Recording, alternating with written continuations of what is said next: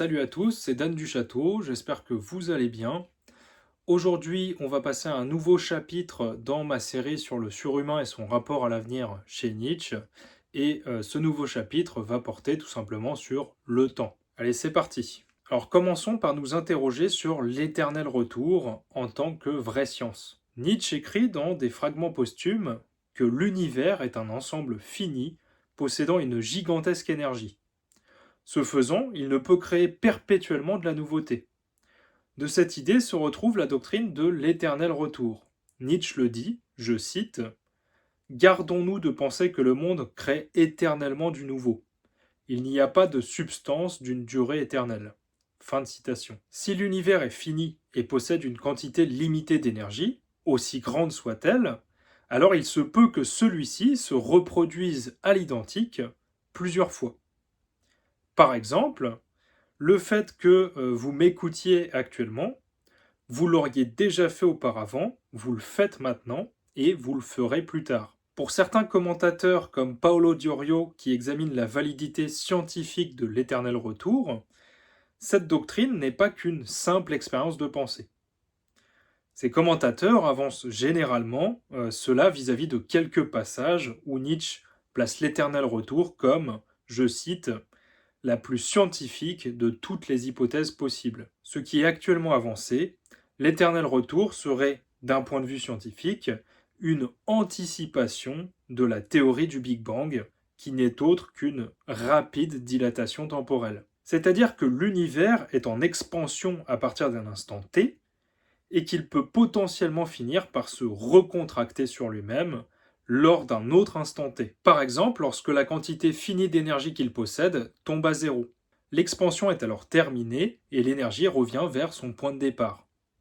Et cette théorie ressemble fortement à la doctrine de l'éternel retour. Mais il faut savoir que Nietzsche rejette la science lorsqu'elle est en quête de vérité, comme l'ancienne philosophie. Dans le paragraphe 293 du Gai Savoir, Nietzsche va nous dire, je cite, mais celui qui y est habitué, à la science, ne veut vivre nulle part ailleurs que dans cet air clair, transparent, vigoureux, saturé d'électricité, dans cet air viril. Fin de citation. Alors cette vision de l'éternel retour comme vérité scientifique, personnellement ne me convient pas.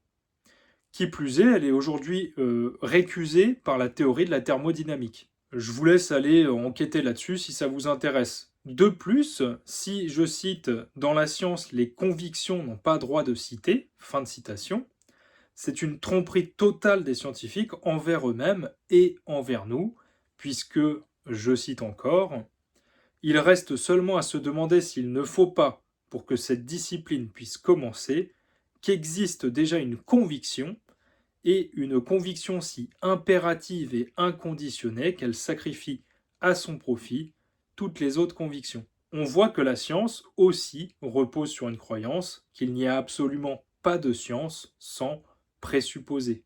Fin de citation. Donc ici, je pense que de ce fait, l'éternel retour n'a de scientifique que l'apparence. Et je vous développerai tout ce point de vue-là en détail dans mon livre. Alors cette doctrine, elle est beaucoup plus utile prise d'un point de vue éthique finalement. Vous avez un passage de Par-delà bien et mal qui semble d'ailleurs avoir été fait pour justifier mon propos sur l'éternel retour.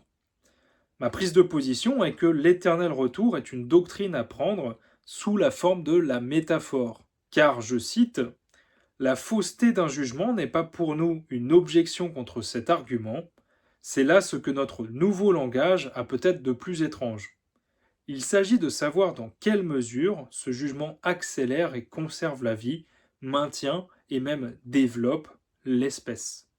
Fin de citation. Ça signifie que ce n'est pas grave que l'éternel retour soit faux, en tout cas d'un point de vue scientifique. L'important, c'est que les gens y croient, que les gens y adhèrent, car c'est une pensée qui élève l'homme, qui le rend plus vivant, plus fort et bien plus lui-même. Car en effet, je cite, à prétendre que renoncer à du jugement faux, ce serait renoncer à la vie, nier la vie, avouer que le mensonge est une condition vitale. Fin de citation. Bon, j'espère que cette première interrogation sur le temps et sur le surhumain vous a plu. N'hésitez pas à liker, commenter, partager. Allez voir en description et rejoignez ma communauté premium. Sachez que j'y mets un exercice par semaine, soit de philosophie, soit de rhétorique, qui vous permet de travailler, d'affiner vos compétences dans l'art de penser et dans l'art de parler, des compétences absolument indispensables, qu'importe le métier que vous faites. Dans le prochain épisode, on verra la doctrine de l'éternel retour en tant qu'expérience de pensée et non pas comme vérité scientifique. Allez, ciao!